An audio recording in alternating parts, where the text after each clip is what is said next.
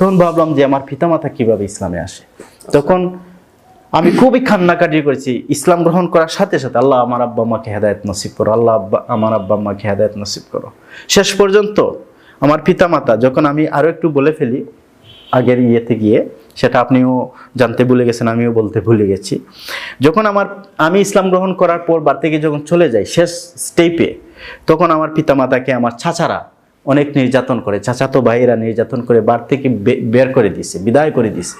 তখন বাবা খুব দুঃখ নিয়ে নিজের বিঠি বেড়ে সব কিছু ছেড়ে আমার ছোটো ছোটো ভাই বোনকে নিয়ে আমার মামার বাড়ির এলাকায় সরকার বাজার, মৌলভীবাজার এলাকায় বাড়িঘর করে। তখন আমি পরে জানতে পারি, বাড়িতে গিয়ে যখন দেখলাম আমার পিতামাতা বাড়িতে নেই, তখন জানতে পারলাম তারা আমার কারণে নির্যাতন সহ্য করতে না পারে তারা আরেক জায়গায় গিয়ে বাড়িঘর করছে। সেখানে আমি আসা যাওয়া করার পর প্রথমে যখন গেলাম তারা আমাকে দেখে চিনতে পারেনি। পরে আমি আরেকটা বাড়িতে গেছি, বাড়িতে যাওয়ার পর ওই বাড়ির লোক আমাকে চিনতে পারেনি। ওই বাড়িতে বলছি আমি অমুকের সন্তান। তারপর আমার পিতামাতাকে ডাইকা আনছে। আমার পিতামাতা আমার ওই ওই ওই চোখের দাগ দেখে আমাকে বুঝতে পারছে আমি তাদের সন্তান, যে হ্যাঁ অনেক বছর পরে আসছি তো দাড়ি টুপি উঠে গেছে, এইরকমই পাগড়ি টাগড়ি পাঞ্জাবি এরকম দাড়ি ছিল।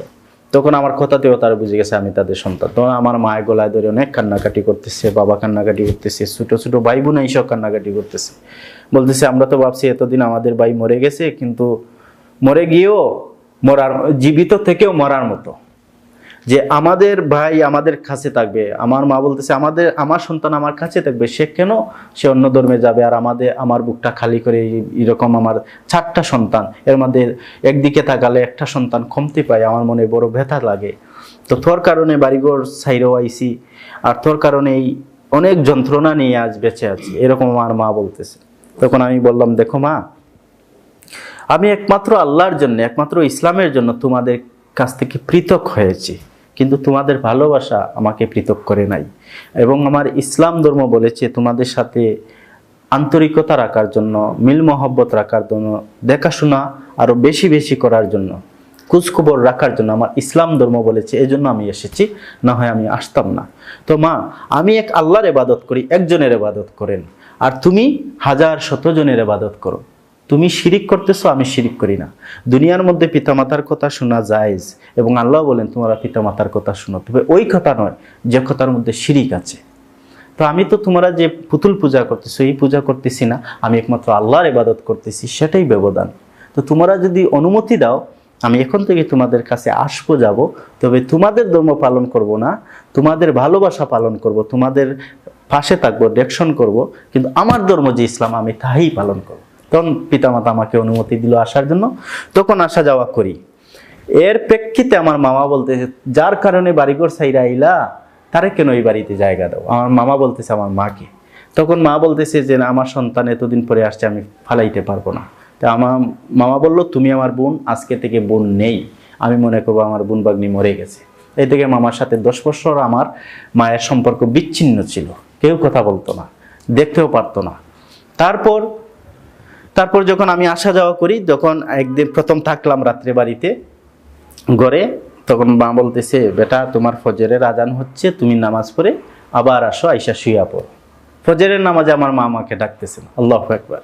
তা আইসা দেখি, নামাজ থেকে আইসা দেখি মা তাহার দেবতাদেরকে খাবার দিচ্ছে, তার দেবতাকে স্নান করাচ্ছে।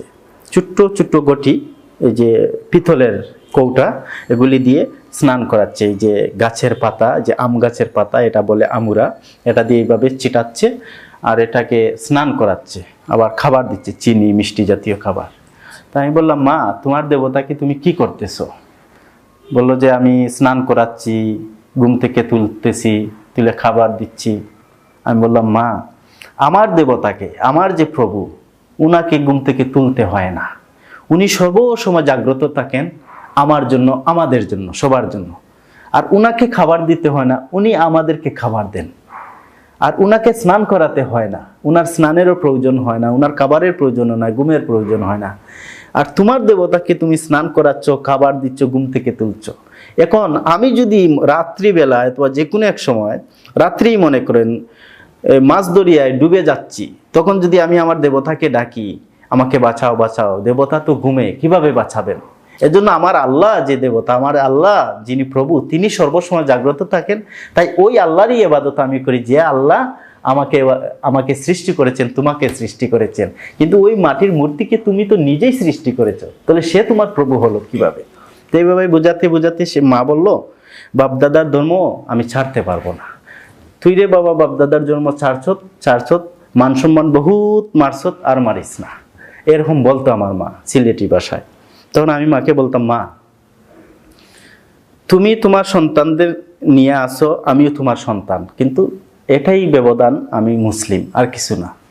তো মা অনেক সময় যে বাড়ির মুরুগ টুরুগ অথবা মুরুগ নিয়ে আসলে অনেক সময় আগে জব করতো তাদের কালির নামে, তখন আমি এটা খাইতাম না। তখন আমি বললাম, মা দেখো, আমি যদি এই মুরুগটাকে জব করি আল্লাহু আকবার বলে, তখন তোমরা সেটাও খাইতে পারবো, আমিও খাইতে পারবো। তখন মা বললো, আচ্ছা ঠিক আছে, তুমি তোমার আল্লাহর নামে জব করো, আমরা খাবো। এরকম খাওয়া শুরু করছে।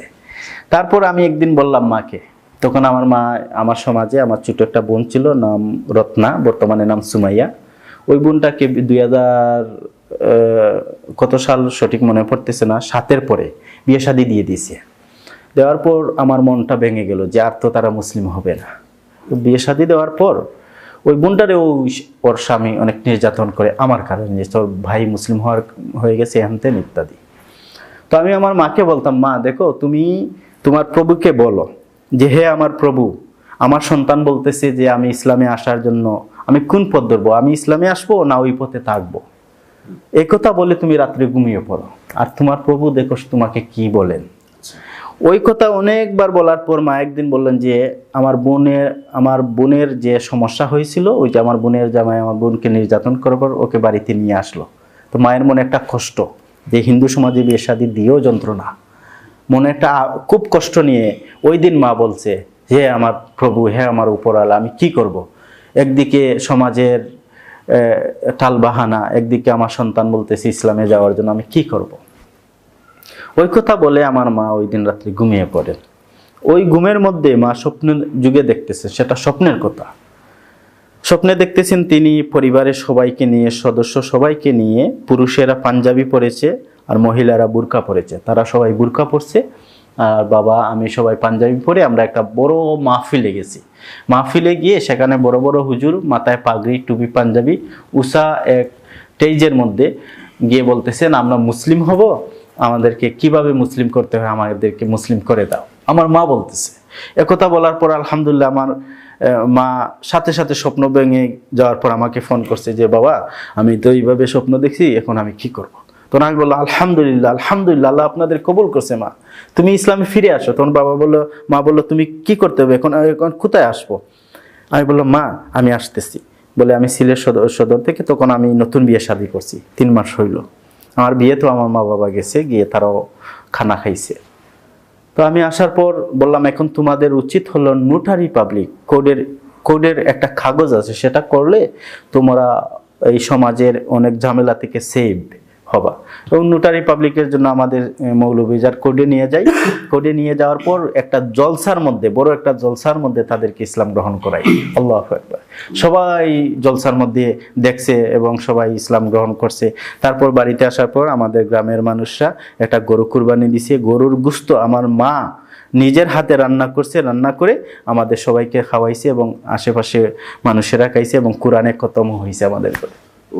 এরপর থেকে আমার মা আলহামদুলিল্লাহ 2010 সালে আমার মা বাবা ভাই বোন সবাই মুসলিম হয়েছে। আমার বোন বাগ্নি, আমার বোনও চলে আসছে, যে বলছে না আমিও তোমাদের সাথে সামিল হতে চাই, আমি ওই স্বামী চাই না, আমি ইসলাম চাই, যেহেতু ইসলাম ধর্মে গেলে আমি শান্তি পাবো। এবং ওই স্বামীকে, আমার বোনের জামাই, ওনাকে অনেকবার 5টা বছর আমরা দাওয়াত দিছি, কিন্তু সে আসেনি। পরবর্তীতে সে বিয়ে শাদী করে চলে গেছে, আর আমরাও তাকে অনেক দাওয়াত দেওয়ার পর সে আসেনি। এখন আমার বোন বাগ্নি সহ আমরা সবাই মুসলিম আলহামদুলিল্লাহ।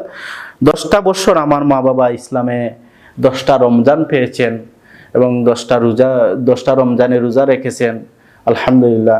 এবং আমার বাবা এই বিগত কিছুদিন পূর্বে ইন্তেকাল করেছেন মুসলিম অবস্থায় আলহামদুলিল্লাহ। যে আমি সবচেয়ে বড় ভাগ্যবান যে আমার বাবার দাফন কাফন আমি নিজে করাইতে পারছি। এই পর্যন্ত আলহামদুলিল্লাহ। হ্যাঁ, আমার আম্মা বেঁচে আছেন, আমার ভাই বোন আছেন, আর আমার বোন বাগ্নি, আমার বাগ্নি তখন 2 বছরের ছিল, ছোট, এখন অনেক বড় হয়ে গেছে আলহামদুলিল্লাহ। দর্শক, আমি একটা কথা বলতে চাই, সেটা হচ্ছে আব্দুল আজিজ ভাই তিনি কিন্তু যখন মুরগির মাংসটা খাইছিলেন তখন আল্লাহর উপর তাওয়াক্কুল করছিলেন এবং তিনি বলছিলেন যে আমি এই মুরগি খাবো না, খাইতে পারি একটা শর্ত, যদি আমি এটা আল্লাহর নামে জব করতে পারি। এবং এই জিনিসটা খুবই ইম্পর্টেন্ট, খেয়াল করবেন। তারা সেটা মাইনা নেয় এবং উনি যখন আল্লাহর নামে জব করছেন, বিষয়টা খেয়াল করবেন, আল্লাহর নামে যখন জিনিসটা জব করছেন ওই জব করা মাংসটা কিন্তু সবাই খাইছে। ওই জব করা মাংসটা যেটা আল্লাহ তাআলা আদেশ করছে কোরআনে যে আল্লাহ তাআলার নাম ব্যতীত অন্য কারো নামে যদি কিছু জব করা হয় সেটা তোমাদের জন্য আল্লাহ তাআলা হারাম করে দিয়েছেন।